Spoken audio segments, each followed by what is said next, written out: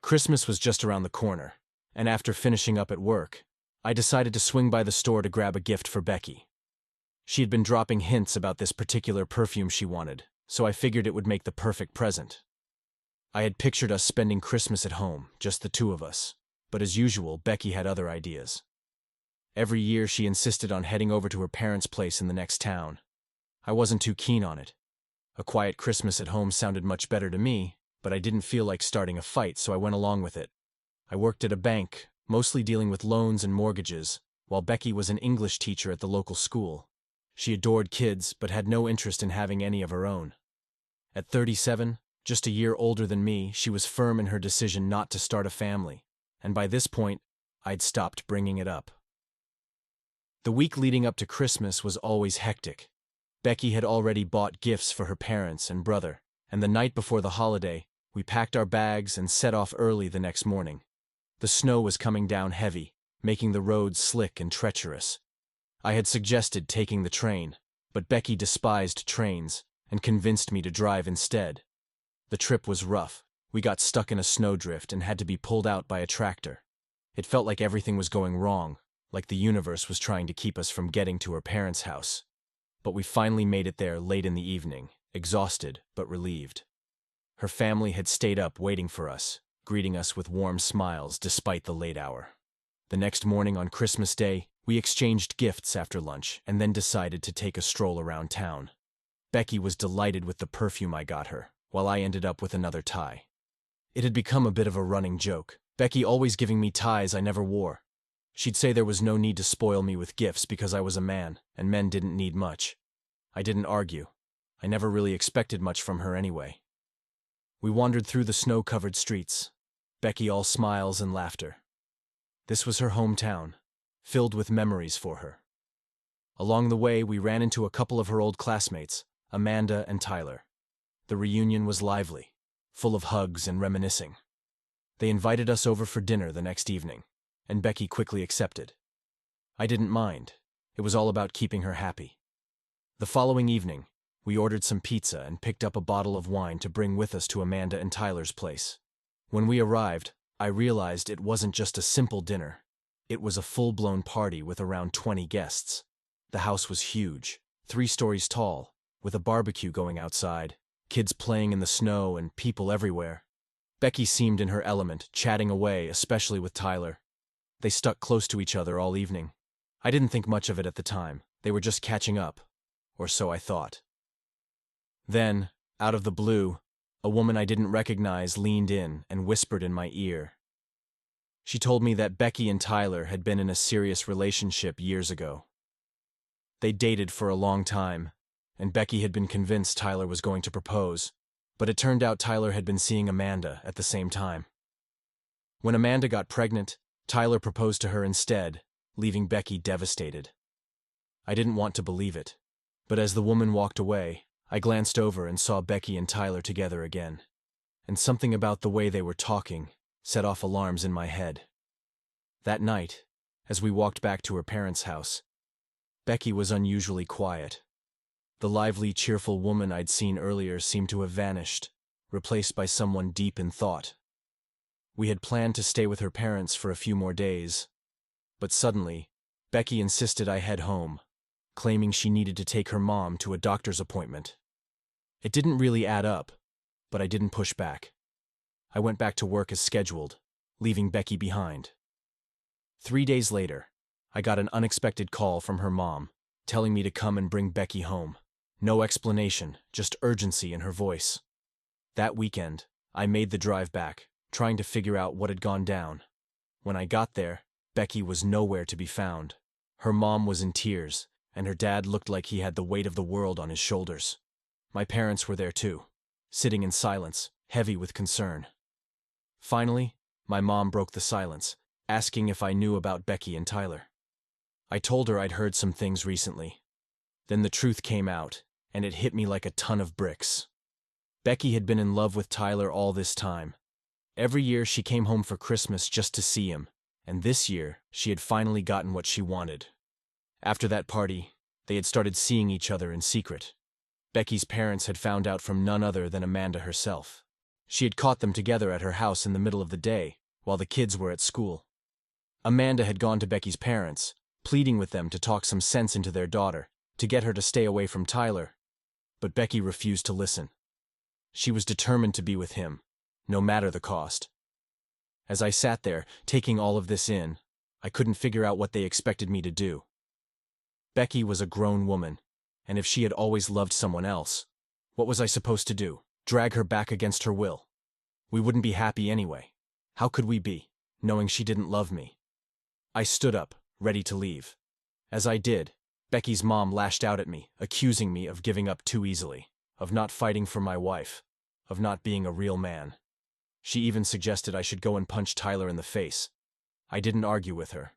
I just walked out, filed for divorce, and started trying to move on. Oddly enough, as I left, I felt a strange sense of relief, like a burden had been lifted from my shoulders. The future was uncertain, but I was ready to face whatever came next. When I got back home, I tried to settle back into my routine, but nothing felt the same. The house felt empty, even though everything inside was just as it had been. I found myself noticing the little things Becky had left behind. A scarf hanging on the coat rack, her favorite mug sitting in the kitchen. It was as if she was still there, haunting the place with memories I didn't want to revisit. I couldn't bring myself to get rid of her things just yet. It felt too final, too much to handle. Work became my refuge. The days were long, and I threw myself into my tasks, doing my best not to think about Becky or what had happened. But no matter how hard I tried, the thoughts would creep in when I was alone. I started staying late at the office, not because I had too much work, but because I didn't want to go back to that empty house. Being around other people, even if we were just talking about interest rates and mortgage applications, was easier than being alone with my thoughts. One afternoon, as I was wrapping up some paperwork, my phone rang. It was my mother-in-law, still upset but calmer than before. She told me that Becky wasn't doing well.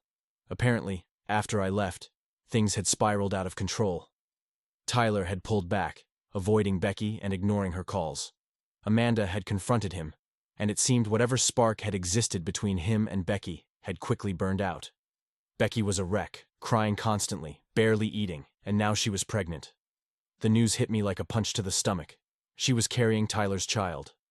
I didn't know what to say, so I just listened as her mom talked about how worried they were and how they didn't know what to do. She asked if I could come and talk to Becky, try to reason with her. I agreed, though I wasn't entirely sure why. Maybe part of me felt some responsibility, or maybe I just needed to see for myself the wreckage of what was left of our marriage. The next morning, I made the drive back to Becky's parents' house. The snow had finally stopped, but the roads were still a bit slick. When I arrived, you could feel the tension in the air. Her mom looked like she hadn't slept in days, and her dad just nodded at me, too worn out to say much. Becky was in her old bedroom. I hadn't spent much time in there, even during our visits. It was her space, filled with old books, a few posters from her teenage years, and a small collection of stuffed animals on the bed. When I walked in, she was sitting by the window, staring out at the snowy landscape. She didn't turn to look at me, but she knew I was there. I wasn't sure how to start, so I just asked how she was. She shrugged, still gazing out the window, her hands resting on her stomach. After a long silence, she finally spoke, her voice flat and emotionless. She apologized, saying she never meant for any of this to happen. She didn't look at me as she spoke, just kept staring out the window. She mentioned that Tyler didn't want anything to do with her now, and she was lost about what to do with the baby. I didn't have any comforting words to offer. I couldn't muster any sympathy. Instead, I laid out the truth. I told her I was done. Done with her. Done with the marriage. And done trying to fix something that had been broken for a long time. I made it clear that I was moving on, that I was ready to start a new chapter in my life, and that she needed to figure out what she wanted to do on her own. Becky didn't cry. Didn't really react at all. She just nodded, still looking out the window. I stood there for a while, waiting for something. Anger, sadness, anything. But she just sat there, like she had already accepted her fate. Eventually, I turned and walked out of the room. And that was it. There was nothing more to say. Back in the car, I felt a strange mix of emotions. Part of me felt sorry for her, but another part felt relieved. It was like I had finally closed a chapter that should have ended long ago. I drove home, trying to shake off the encounter, but Becky's hollow expression stayed with me. I knew I was making the right decision by moving on, but it didn't make the situation any less tragic. In the weeks that followed, I focused on getting everything in order for the divorce. The paperwork was straightforward enough, but the process still weighed heavily on me. We had built a life together, and now I was dismantling it piece by piece. I spent a lot of time thinking about what had gone wrong, but there wasn't one clear answer. It was just a long series of small cracks that eventually caused us to fall apart. Fridays were usually shorter workdays, and we'd often head out for drinks afterward. But that Friday took an unexpected turn. Just after lunch, a buzz swept through the bank. Something was happening downstairs. I went to check it out and found that 3 armed men had taken one of our tellers hostage, demanding she open the safe. The place was in complete chaos, with police swarming the area, trying to negotiate with the robbers. It felt surreal, like something straight out of a movie. The standoff dragged on for hours, but thankfully, no one was hurt. The robbers were arrested, and although the woman was visibly shaken, she was unharmed. The whole ordeal left me feeling uneasy, a stark reminder of how fragile life is and how quickly things can change in an instant. Later that night, as I sat alone in my quiet house, the phone rang. It was Rose, apparently having gotten my number from Becky's parents. She was in tears, asking for my help. She told me Becky wasn't coping well, that she was falling apart. She asked if I could come talk to her again, but I didn't see the point. Becky had made her choices, and now she was living with the consequences. Still, I felt bad for Rose. She was in a tough spot herself, dealing with her husband's betrayal while trying to keep her family together. After some hesitation, I agreed to go see Becky one more time. When I arrived, I hardly recognized her. She had lost weight, and dark circles shadowed her eyes. She looked completely worn out, drained by the stress of everything that had happened. But what struck me most was the look in her eyes, despair mixed with a kind of dull resignation. She told me she was keeping the baby, that she wanted to do it on her own, but Tyler had made it clear he didn't want anything to do with her or the child. He was done with her, leaving her to pick up the pieces. There wasn't much I could do for her. I offered to help where I could, but I knew it wouldn't make much difference. The damage was done, and she was staring down a future that was far from what she had once imagined. It dawned on me then that my presence wasn't helping, that I was just a reminder of everything she had lost. So I left, knowing it would be the last time I saw her in that house, in that life we once shared. As I drove away, the weight of everything that had happened pressed down on me. It wasn't just the end of a marriage, it was the end of a significant chapter of my life. But as I left it all behind, I felt a sense of closure, a finality that was both sad and strangely freeing.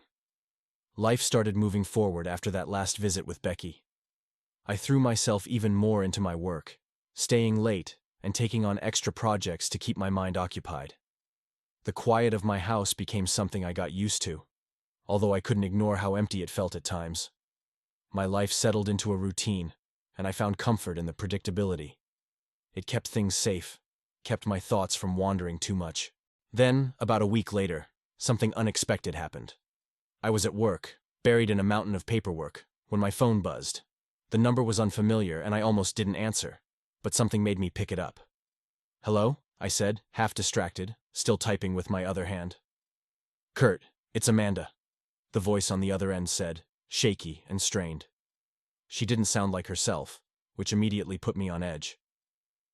"Amanda, what's wrong?" I asked, setting my work aside as a sense of dread crept in. "It's Becky.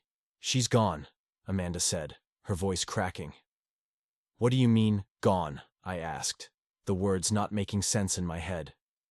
"She left a note and just vanished. We've searched everywhere, but there's no sign of her. Tyler's been trying to get in touch too, but she's not answering anyone's calls.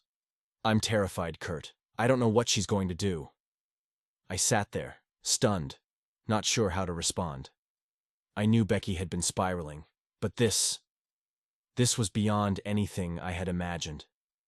I asked Amanda for more details, trying to piece together what had happened, but she didn't have much to go on. The note Becky left didn't say where she was headed or what she planned to do. It only said that she couldn't handle it anymore, that she needed to escape from everything.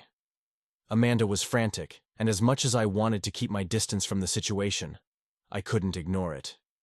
Becky might have been my ex, but I didn't want anything bad to happen to her.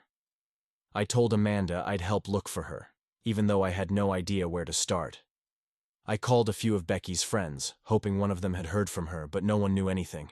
I even drove around town, checking the places where I thought she might go, but it was as if she had disappeared into thin air. As the hours dragged on, I began to fear the worst. Finally, late that night, Amanda called me back. Becky had been found. She was at a motel just outside of town. Amanda and Tyler had gone to get her. I asked if I should come, but Amanda assured me they had it under control. I could hear the relief in her voice. But there was something else too, something heavier, more complicated. The next day, I got another call. This time, it was Tyler. He sounded different, more composed than when we had first met. But there was a sharp edge in his voice that put me on alert. "Kurt, I need to talk to you," Tyler said, skipping the formalities. "Sure," I replied, wondering what this was about. "Is Becky all right?" "She's fine," he said, though his tone suggested otherwise. "I wanted to apologize for everything, for what happened between me and Becky. It wasn't supposed to end up like this." I didn't know how to respond. An apology wasn't going to change anything, wasn't going to fix the mess that had been made, but I could tell Tyler was struggling, searching for the right words, trying to make sense of his own actions. "I know I messed up," Tyler continued. "I hurt Amanda. I hurt Becky too.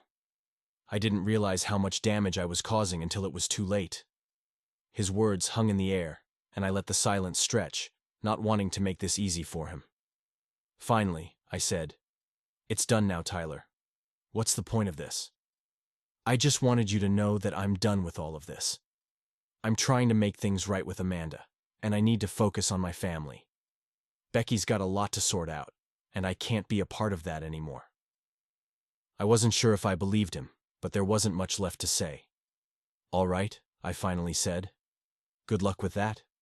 "Yeah, you too," Tyler replied before the line went dead. I sat there, phone still in hand, feeling a mix of anger and relief. Tyler was stepping away, but it was too late for it to matter. The damage had already been done, and now we were all just trying to pick up the pieces in our own ways. In the days that followed, Becky's mom kept me updated.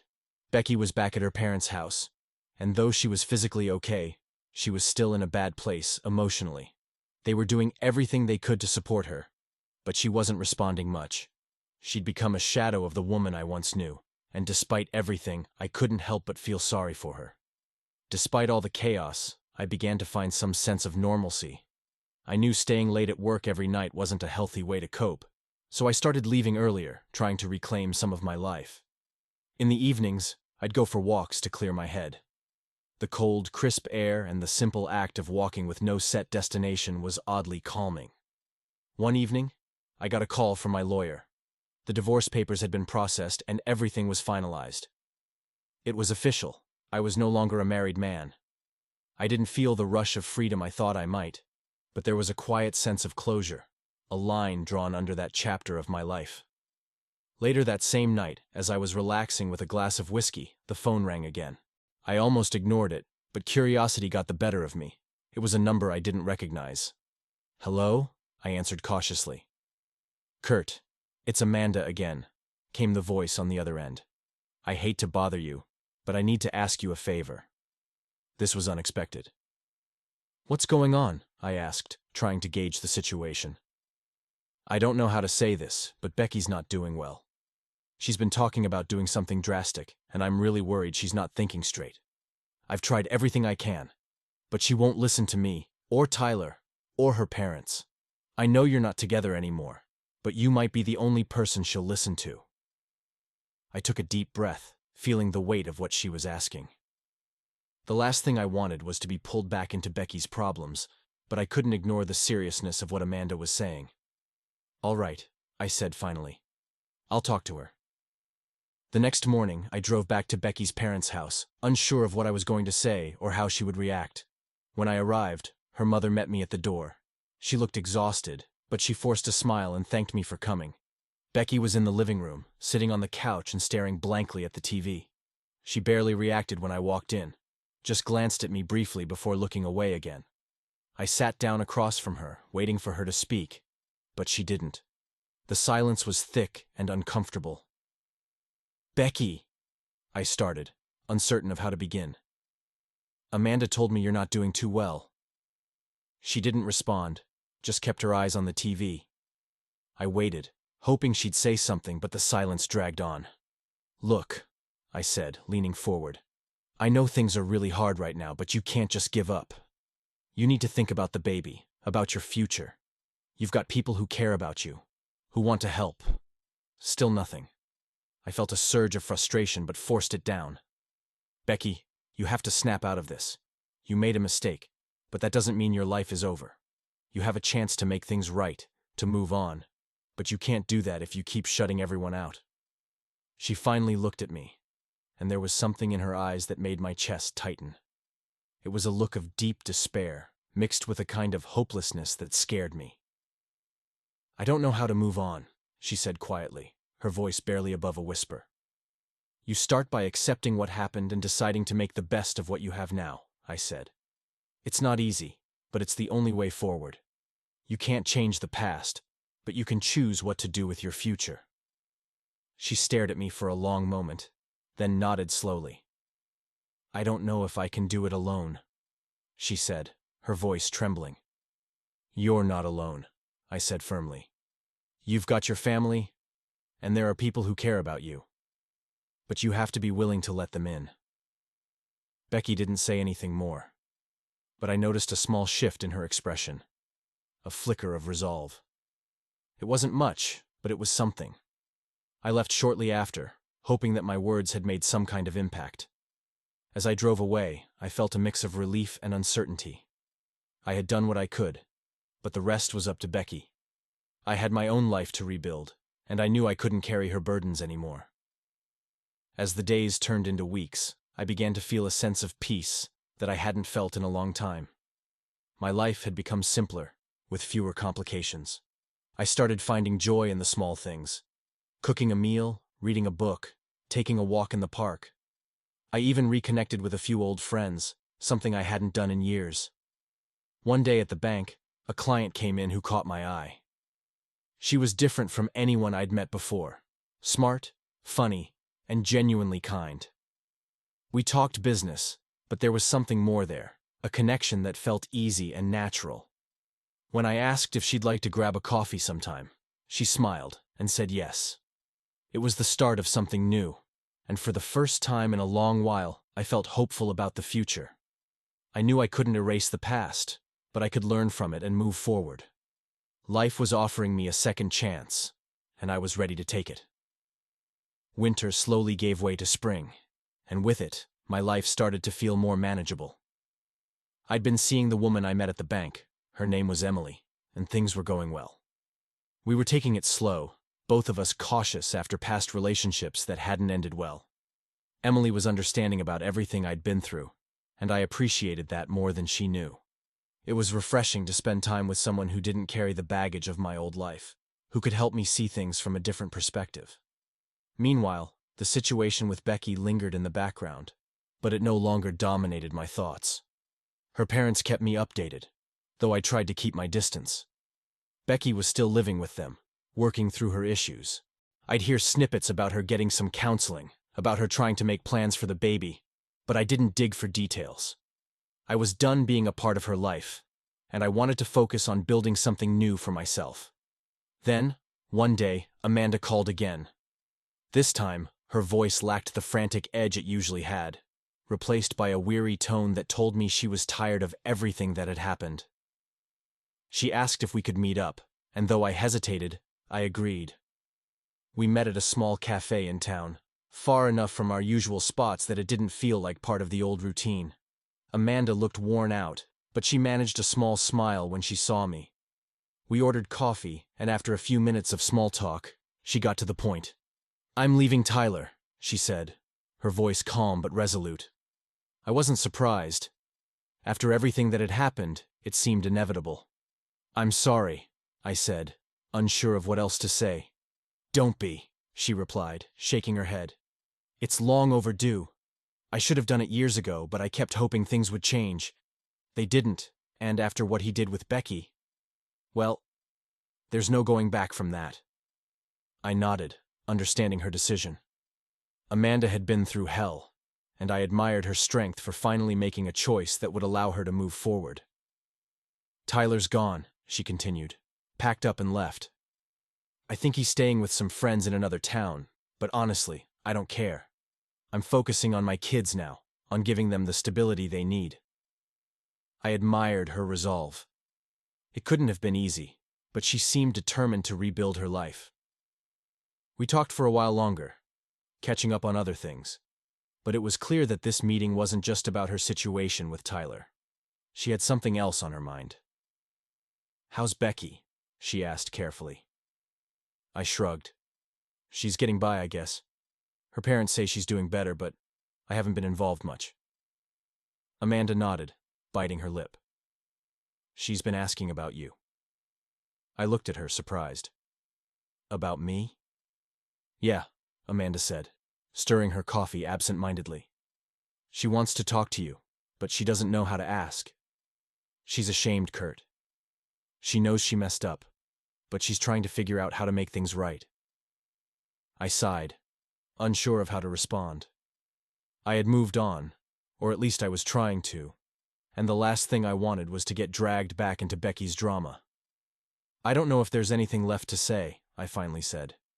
"We're divorced. It's done. I'm moving on, and she should too." Amanda nodded again, but I could tell she wasn't entirely satisfied with my answer. "I get that, Kurt. I really do. But I think she just needs closure, you know? She needs to hear from you that it's really over so she can finally let go." I didn't respond right away, but her words stuck with me. Closure. Maybe that was what we both needed, something to put an end to the lingering questions, to make sure we could both walk away without any unfinished business hanging over us. "I'll think about it," I said eventually, "but I can't make any promises." "That's all I'm asking," Amanda said with a small smile. We finished our coffee, and as we parted ways, I couldn't shake the feeling that something was still unresolved. Maybe Amanda was right. Maybe I needed to talk to Becky one last time to truly close this chapter of my life. A few days later, I found myself driving back to Becky's parents' house. I hadn't called ahead, not wanting to give her or myself too much time to overthink it. I just showed up, hoping it wouldn't turn out to be a mistake. Becky was in the backyard, sitting on a bench beneath a large oak tree. She looked up when she saw me, surprise flickering in her eyes, followed by something else. Relief, maybe. I walked over, unsure of how to begin but determined to get through this. "Hey," I said, sitting down next to her. "Hey," she replied softly. We sat in silence for a few moments, neither of us knowing quite what to say. Finally, I broke the silence. "Amanda said you wanted to talk," I began. Becky nodded, fidgeting with the hem of her sweater. "Yeah, I did. I don't know how to start." "Just say whatever's on your mind," I told her, keeping my tone gentle. She took a deep breath, still not looking at me. "I'm sorry, Kurt, for everything. I never meant for things to end up like this. I never wanted to hurt you." "I know," I said, though it didn't change what had happened. "But we can't go back and undo it." Becky nodded, tears welling up in her eyes. "I know. I've been trying to figure out how to move on, but it's hard. I feel like I ruined everything." I didn't really know what to say to that. Yes, she had made mistakes, but there was no sense in dwelling on them now. We both needed to move forward, each in our own way. "We all mess up," I said finally. "What matters now is what you do from here. You've got a baby on the way. That's something to focus on, something to give you a reason to keep going." She nodded, wiping away a tear. I'm scared, Kurt. I don't know how to do this on my own. You're not alone, I reminded her. You've got your parents, and there are people who care about you. You'll find your way. Another silence settled between us, but this time it felt lighter, as though we had reached an understanding. I'm sorry things ended this way, Becky said, her voice breaking. Me too, I replied, and I meant it. But it's over now. We both need to move on. Becky nodded, and for the first time, she looked at me directly.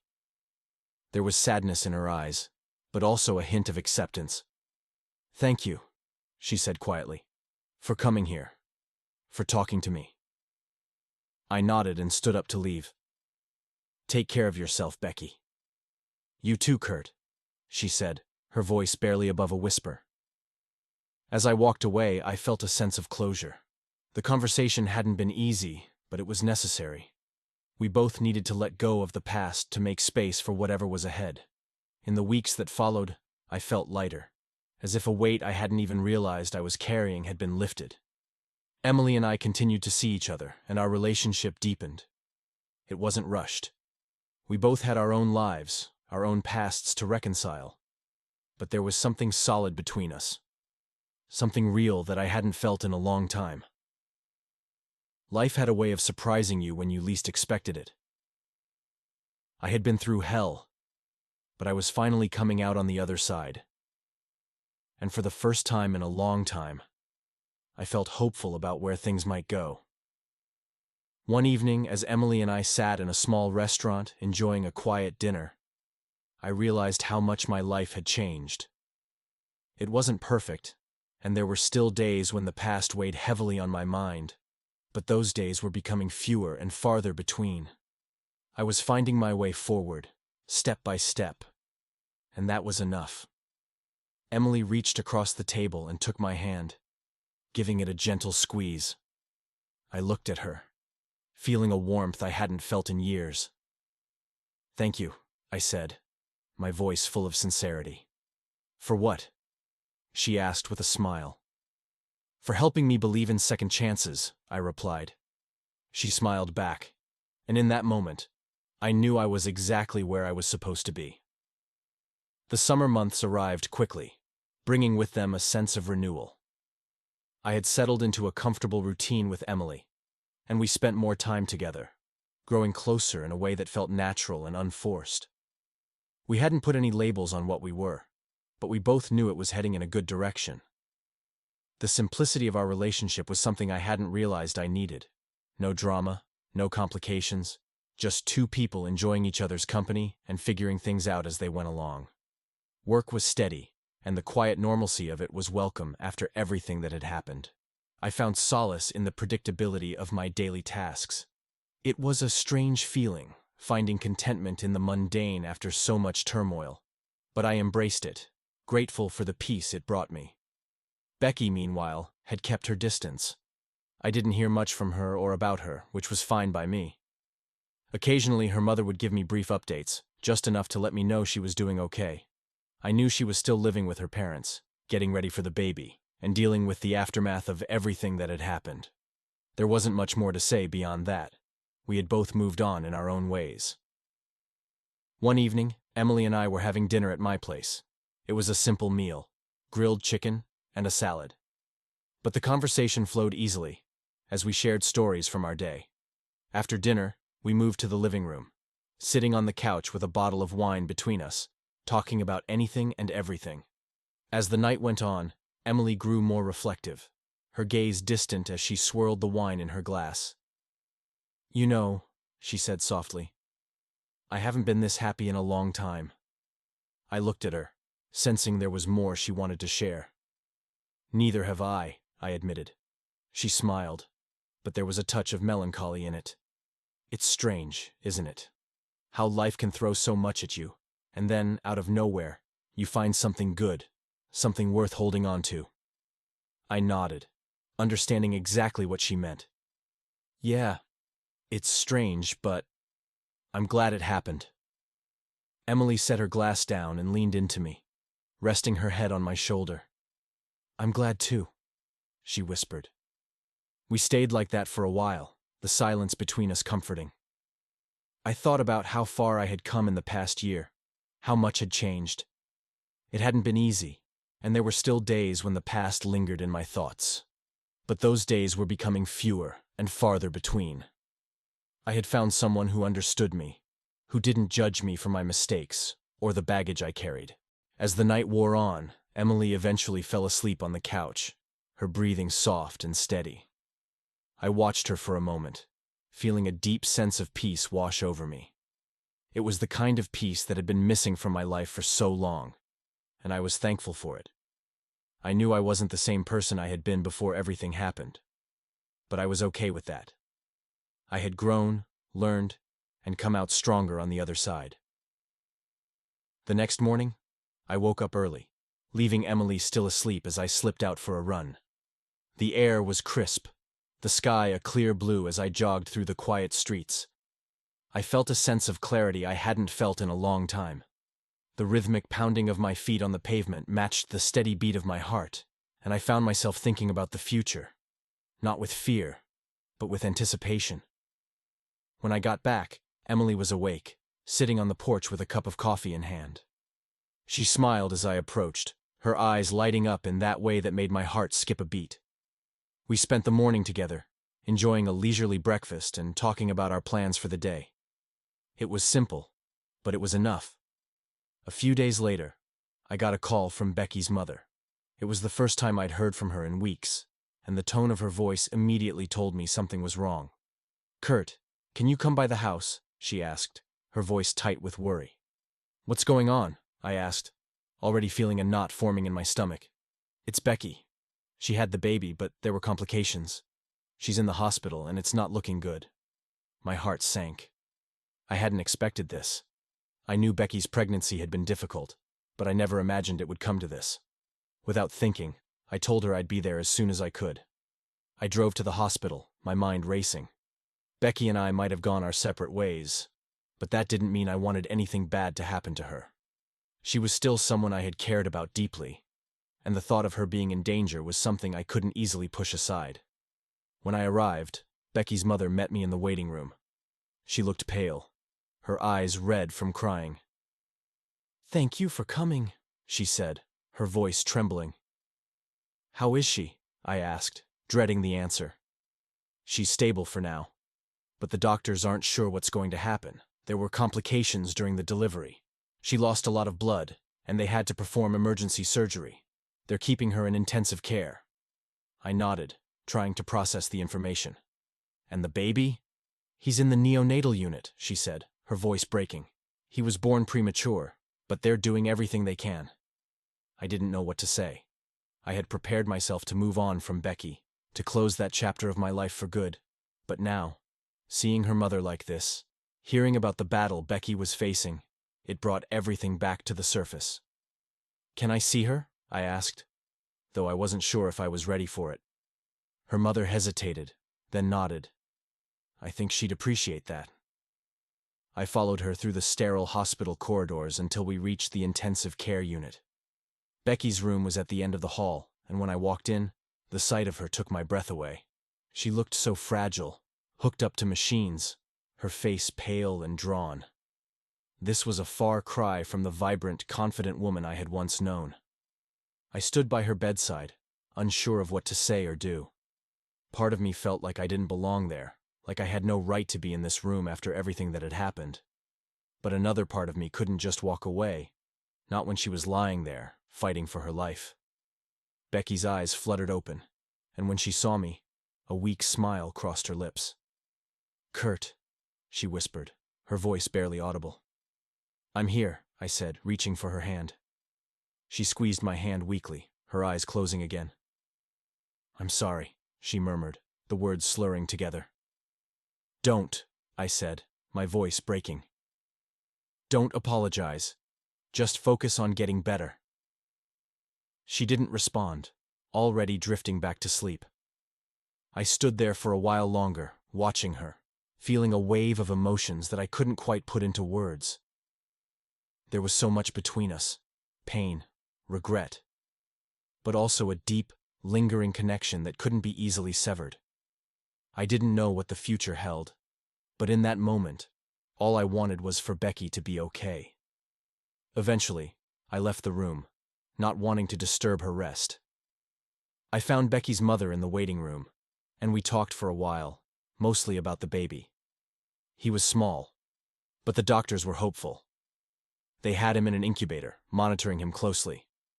As I drove home that evening, my mind was a whirl of thoughts and emotions. Seeing Becky like that had shaken me more than I wanted to admit. I knew I had moved on, or at least I thought I had. But there was a part of me that couldn't fully let go.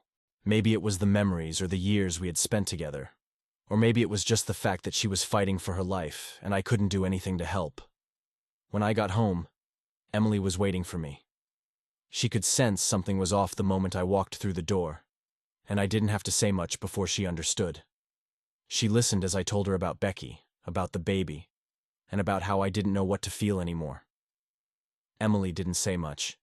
She just held me, letting me work through my emotions in silence. She was good at that, knowing when to offer words of comfort and when to just be there. And in that moment, it was exactly what I needed. The next few days passed in a blur. I checked in with Becky's mother regularly, getting updates on her condition. The baby was doing well, which was a relief, but Becky's recovery was slow. There were moments when I wondered if she'd pull through, and the uncertainty gnawed at me. Emily was a constant presence during that time, supporting me in ways I hadn't realized I needed. She didn't push me to talk about things I wasn't ready to discuss, but she was there when I needed her, and that made all the difference. Finally, after what felt like an eternity, Becky's mother called with good news. Becky had stabilized, and the doctors were optimistic about her recovery. The baby was growing stronger every day, and they were hopeful he'd be able to go home soon. Hearing that lifted a weight off my shoulders. I felt a sense of relief I hadn't expected, but also a strange emptiness, as if I was finally closing a chapter that had consumed so much of my life. I knew I needed to see Becky one last time, to make sure she was really okay before I could fully move on. So I drove back to the hospital, hoping this visit would give me the closure I needed. When I arrived, Becky was sitting up in bed, looking much better than the last time I had seen her. She smiled when I walked in, a genuine smile that reached her eyes. "Hey," I said, sitting down next to her. "Hey," she replied, her voice stronger than before. We talked for a while, mostly about the baby and how she was feeling. There was a sense of calm between us, an understanding that we had both moved on but still cared for each other in our own ways. "I'm glad you're okay," I said, and I meant every word. "Me too," Becky said softly. "Thank you, Kurt, for everything." I nodded, unsure of how to respond. "Take care of yourself, Becky, and take care of that little one." "I will," she promised. As I left the hospital, I felt a sense of closure that had been missing before. I knew Becky would be okay, and that meant I could finally be okay too. My life with her was over, but my future was just beginning, and I was ready to embrace it fully. That evening, as I sat with Emily on the porch, watching the sunset, a sense of peace settled over me. I had been through so much, but I had come out the other side stronger, more resilient, and ready for whatever life had in store. Emily reached for my hand, and I squeezed it gently, feeling grateful for her presence in my life. I didn't know what the future held, but I knew I wasn't facing it alone, and that made all the difference. In the weeks that followed, life began to settle into a new kind of normal. Becky was released from the hospital, and although we no longer kept in close contact, I heard through her mother that both she and the baby were doing well. She had named him Ethan, and from what I gathered, she was focusing on being the best mother she could be. We had found our peace, both knowing that our paths had diverged for good. Emily and I continued to grow closer, our relationship becoming a steady source of comfort and happiness. We weren't rushing into anything, but we both knew this was something real, something worth holding on to. It was a quiet kind of love, one built on trust, understanding, and the shared experiences of our pasts.